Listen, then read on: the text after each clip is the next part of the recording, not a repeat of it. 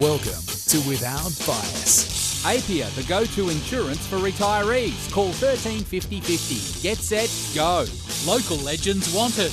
A bowls green is just up the road. Search Bowls Club near me. Yes, indeed. A very good evening. Welcome to Without Bias, our dedicated lawn bowl show on SEN, part of the sporting capital. And what a big couple of weeks it's been in the wonderful world of lawn bowls, and what a big month ahead it is. 14 days of Australian Open action came to a close. And there's plenty to talk about as a result of that. And then it's July 11th that our Jackaroos fly out to head to Birmingham for the 2022 Commonwealth Games. So without any further ado, let's get into our first guest. By the way, second segment of Without Bias tonight, the winner of the men's singles at the Australian Open, Aron Sherriff, will join us. But before we get to him, we get to our favourite, Barrie Lester. Big week for you, big couple of weeks for you. Up at Burleigh, your home club, host venue of the Australian Open, and then Commonwealth Games just around the corner, mate. How are you tracking?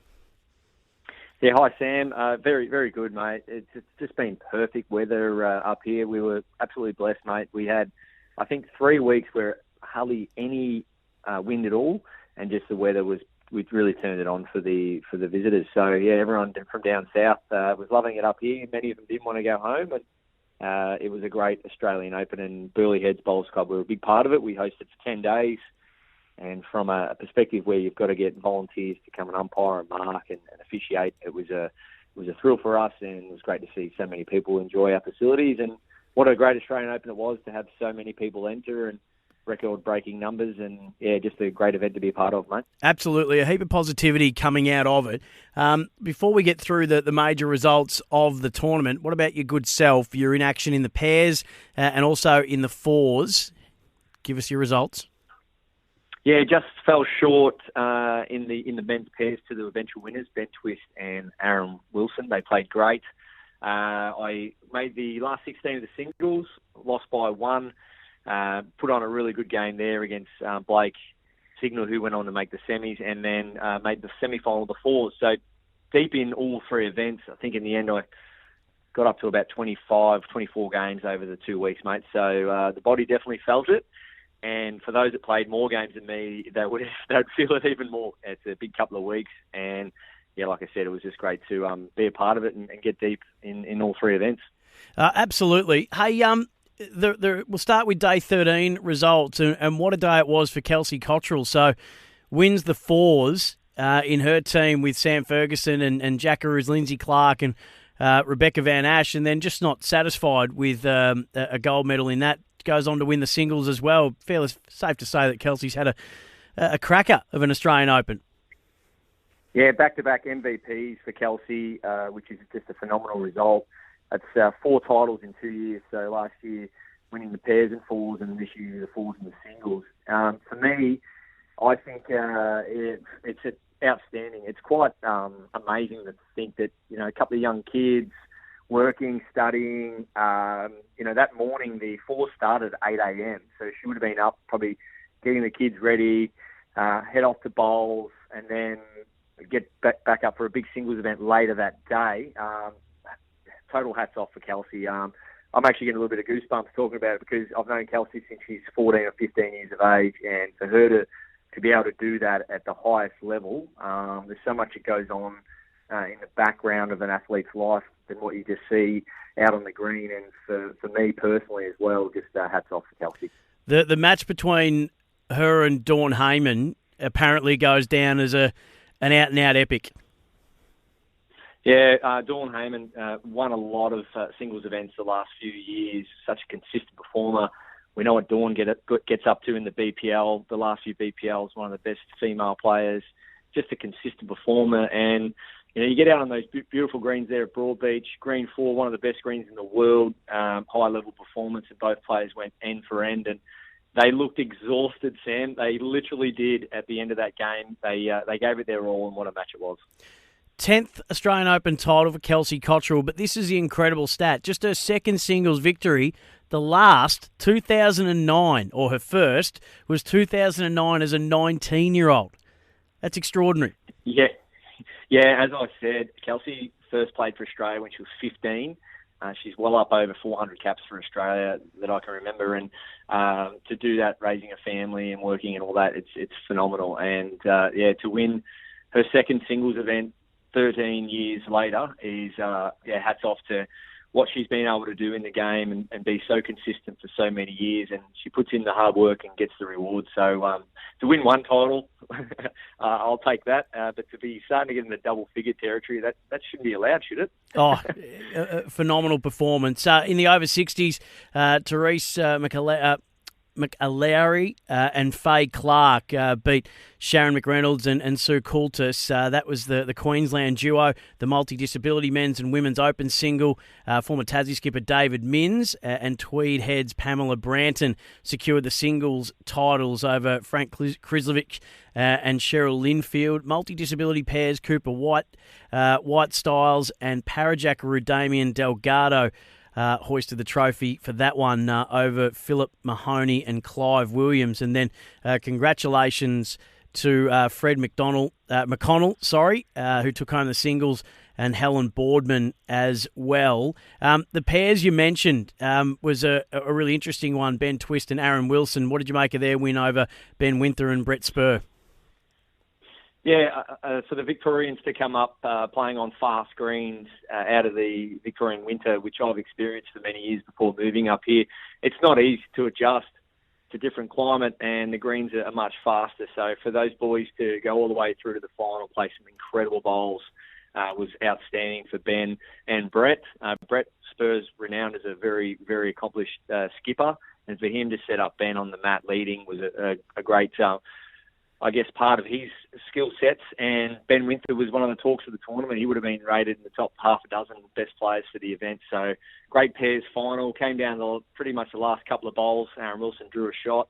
And, I think probably nearly the game of the tournament in terms of the spectating and the amount of great shots played, because it was all square play in the last end.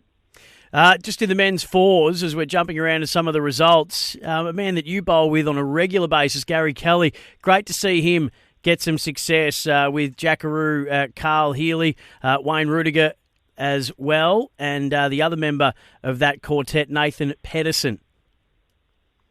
Yeah, all very experienced players, great combination, really solid fours outfit. Gary Kelly, he wins a lot, and so does the other boys. But for them to come together, I'm pretty sure it would be probably nearly the first time, if not only a couple of times they'd come together. So to get the chemistry right is important, and they seemed like they were getting along great. And Carl, he's a very confident person at the moment, which you can't blame him, being selected for the Commonwealth Games. So it was good for him to skip such a strong side. And Nathan and Rudy up front just doing their job well, as always. And it looks like the women's pairs is the title for the time being, heading across the ditch to New Zealand. So it'll be interesting to see next year whether that can be reclaimed. But Paris Baker and Olivia Bloomfield got the win over Wendy Wilson and Trish Doolan. Yeah, really good quality game as well, even though the score got away a little bit in the end. But once again, toe for toe, sort of just bowl for bowl. It was an incredible game early on to see the shot play. I think a lot of the spectators really enjoyed that game, especially having that international flavour, and that's what we enjoyed a few years ago when we had a pair come out from Hong Kong and make the final as well. It's just a pure evidence that you can be playing whatever level bowls either around Australia or overseas, and if you're willing to come out and give it a go, you can come away with a title like Olivia and Paris did. So that was amazing for them. And Olivia's from Niue and Paris was from New Zealand. So that's even better, just to see more of that sort of calibre of players coming from different countries to play in what we call the best bowls carnival in the world. Barrie Lester with us on Without Bias. Local legends wanted search bowls clubs near me, and for APR proudly supporting Bowls Australia. The men's singles, Baz, I know you would have been just rubbing your hands together to see this. One of the greatest ever Australian bowlers in Aron Sherriff claimed his fourth singles title over a man that you'll be heading over to Birmingham with in Corey Wedlock. And these are two of the very best in the business, along with your good self, of course. And they put on a men's final to match. For sure, yeah. Aaron got off to a pretty good start, and then once Corey got in front, I think he was up 13-10.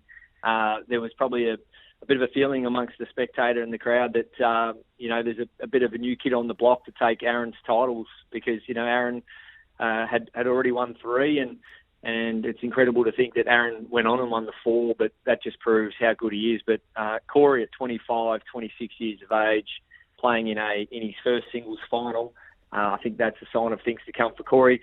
And they had 2 really good, strong semi-final wins against 2 really good opponents in Blake Signal and Ray Pearce, both former international bowlers. So the calibre of the players they beat to make the final was incredible, and then they just went out there and did their stuff in the final and played in perfect conditions on that beautiful green there and toe for toe. And it was just great to see after the game, plenty of emotion from both players.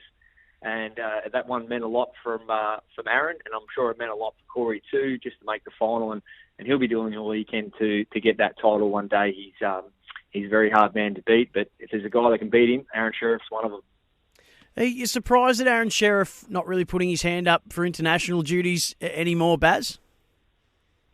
I'm pretty sure after his sabbatical, which he came out and said he wanted a sabbatical last year, but I'm pretty sure after the events of this year, coming out and winning some big titles, I'm sure at some stage you'll be having the conversation. I think Aaron's only still 36, and he's got so many good bowls in front of him. As we saw, we just won the Australian Open singles. So I personally haven't spoken to him about it, but I'm sure Aaron will make that decision in due course.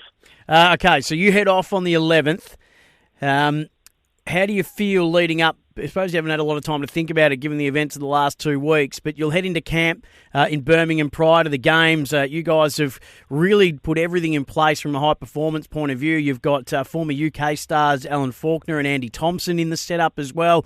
Do you feel like it's certainly a case of leaving no stone unturned to get everybody as ready as they can possibly be for what's to come in Birmingham to claim that elusive Northern Hemisphere gold? For sure, Sam. It was just a great opportunity to get together pre-Australian Open at the Trans-Tasman, have our Common Games bonding camp, get to know the guys a bit better, just tighten up as a group. We got into discipline meetings, so we sat down in our disciplines, e.g. pairs, triples, fours, singles, and sat down and looked at all the do's and don'ts and the behaviours on and off the green and what's expected of one another. So we've really delved deep into that, and then we've done some pledges. Pledges on what we're going to be doing as an individual leading up to the games and as a team, how we can support one another and what we'll be up to in terms of our training and all that. So me personally, just been doing a bit of work in the magnesium pools, just getting the circulation and just working on the joints and all that stuff. It's good for the body because we're going to get smashed. There's no doubt about it. It's a grueling event, the Commonwealth Games, playing a lot of games over sort of 10 days. So getting the body right, and we feel as a group we're all doing our little bit to make sure we're fit and healthy and ready to go. So leave on the 11th, and we'll do some training early when we get there, and then play against some local county games, and then head into the village on the 24th. Well, Baz, we're going to speak before you head off, and we'll go into a bit more detail about what the prep entails, mate. But congratulations on your performances throughout the course of the last couple of weeks. I know it wasn't exactly where you wanted to get to, but you would be buoyed by the consistency of your own performances and those of the squad that you're heading over to the Com Games with. It was a sensational Australian Open, and we can't wait for what's to come in Birmingham, mate. We'll speak to you soon. Thanks, Sam. Very much, Sam. Barrie Lester with us on Without Bias. Thanks to Right at Home, the official naming rights partner of the Australian Jackaroos. Right at Home, the right care. That's at Right at Home. Up next on Without Bias, we'll speak to the winner of the men's singles title. His 4th, the great Aron Sherriff, will be with us next. This is Without Bias. Apia, the go-to insurance for retirees. Call 13 50 50. Get set, go. Local legends want it. A bowls green is just up the road. Search Bowls Club near me. Welcome back to Without Bias, our dedicated lawn bowl show, part of the Sporting Capital on SEN. For Bowls Australia, local legends wanted, search bowls clubs near me. It was great to have Barrie Lester on just moments ago, thanks to Apia proudly supporting Bowls Australia. But it is a real thrill to welcome in our next guest. If he wasn't already, he cemented his position as one of our greatest Australian lawn bowlers of all time with his 4th Australian Open men's singles title. Over the weekend on the final day of what was a magnificent 2-week carnival of bowls at the 2022 Australian Open. He beat Corey Wedlock in an absolute classic. It's a pleasure to have Aron Sherriff back on Without Bias. Aron, congratulations. Welcome back. Thank you very much, and thank you for having me on again. How does that sit with you? 4 Australian Open men's singles titles. Yeah, it's probably only just sunk in, to be honest. I had a pretty wild Friday night with family and friends, and it was a bit whirlwindish. And then, just to have some time to chill out at home on my property, and just sit around the fire and with the trophy and that. It's pretty surreal. It's pretty amazing, and really proud of myself. You got pretty emotional after it. It clearly meant a lot to you straight away. The significance of it seemed like it wasn't lost on you.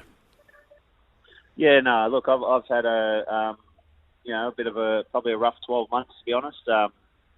Just stepping away from national duties and a few other things have gone on with club changes and job changes and stuff like that. So I guess Australian Open was an opportunity for me to let everyone know that I'm back and I want to push for national honours again. So to go into that event with such high expectations on myself and to finish the 2 weeks as a singles champion, it hit me straight away. And then, obviously the emotion of winning that, and then also playing against a great friend of mine and my favourite player on the tour at the moment, Corey, and what he's been through with his old man over the last month was, it was just an emotional roller coaster. So, that one meant a lot to me. Speaks to the camaraderie of bowls in and around the country. I got to get a look into that at a recent tournament that I actually met you at. But you and Corey had gone from friends to foes pretty quickly for that matchup. You were in the same fours team at the Australian Open. How do you make sure that, as you say, he's your favourite bowler on the tour at the moment, he's a dear friend, you know that he's been through a lot, as you say, with his father in the last month. How do you put that to one side to make sure you focus on the job at hand? I guess that, becoming close with a lot of the guys at the top level, you know that you're going to play against one another in major events and big matches. So, I mean, for me, especially in singles, I just like to focus on what I need to do. I don't worry too much about the opponent. I just sort of play my game and play to get to 21 first. So that's sort of what I tried to do. Obviously, beforehand, you think about all those things that are happening and the challenges that life has thrown us both up. But when the job needs to be done, you just got to put your game face on and get on with it, really. You certainly do. It was a seesawing battle, which you wouldn't expect anything less of between the both of you. You got out to an early lead, and Corey was able to peg you back, and then the to and fro that unfolded was just riveting, and it was gripping stuff, befitting of the occasion that it was in the final. During the course of that matchup, how did you feel like it was tracking, and did you have any moments where you thought, gee, I just can't seem to put this guy away, and did you ever start to doubt? No, I felt really comfortable right from the start. I played a really good first end, and got the 4, and that got me a nice little kicker. And knowing what a superstar Corey is, I knew he wasn't going to give it to me that easy. So I just really back myself. I've been fortunate to be in 4 finals previously, and I've had some tight, close encounters. I've had some runaway victories. So, I just used up all that experience. It was Corey's first final in the singles. So, for me, it was just stick to my process, back myself in. It's on my home greens now at Broadbeach. I've played a lot on that green 4 and on that rink. So, it was just backing that I'd done the work and just to back the form that I've been in over the last sort of 6 to 8 weeks, I guess. I've been really happy with the way my bowls has been tracking, and it all culminated on that day, and it was a brilliant final. There was obviously high expectations in it, and I think we lived up to those expectations. So it's really exciting. At home club, you had your wife and your family in the stands. I'm sure it just meant so much. You've already explained to us, but with those little additions to it as well, made it even more special. You spoke about stepping away from national duties. I get the feeling that, and I don't know the personal circumstances, but do you feel like there's a bit of unfinished business? You're looking at your Jackaroos teammates heading off to the Commonwealth Games. You've got 2 silvers on the Gold Coast. You've got a bronze in 2014 in Glasgow. Have you still got unfinished business at a national and international level, Aaron? Absolutely. Yeah, definitely. I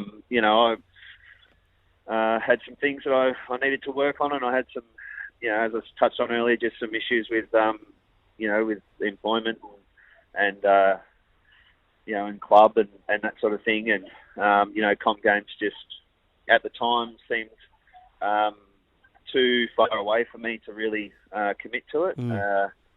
I'm really excited. The team that's been selected, I'm sure they're going to do a fantastic job for Australia when they get over there. But no, I think as I said, the last sort of couple of months has sort of proven to me that I've still got a lot to give to international bowls and the national team. So as much as I'm really excited and really proud of the guys, and hope they do well when they're over in Birmingham.